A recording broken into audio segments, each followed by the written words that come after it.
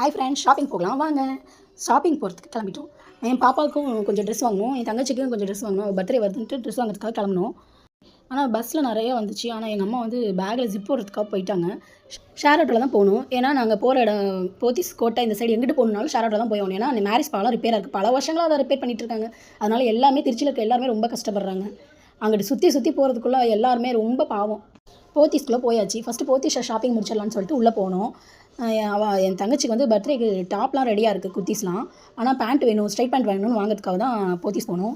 அவளுக்கு பிளாக் கலரும் ஒயிட் கலரும் வேணும். அவள் சைஸ்க்கு பிளாக் அண்ட் ஒயிட்டில் சுத்தமாக ஒரு பேண்ட்டு கூட கிடைக்கல. அவ்வளோ தேடினா ஒன்று கூட கிடைக்கல.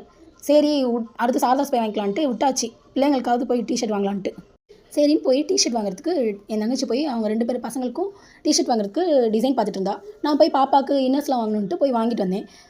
வந்து பார்த்தா ஒரு ட்ரெஸ்ஸும் பிடிக்கலன்ட்டு உட்காந்துருந்தா. சரி கண்டுபிடிச்சி கடைசியாக வந்து நானும் அவளும் சேர்ந்து செலக்ட் பண்ணிட்டோம். ஒரு 2 டிஷர்ட் எடுத்தோம். டிஷர்ட்டும் ட்ரௌசரும் சேர்ந்த மாதிரி காம்போவாக எடுத்தோம்.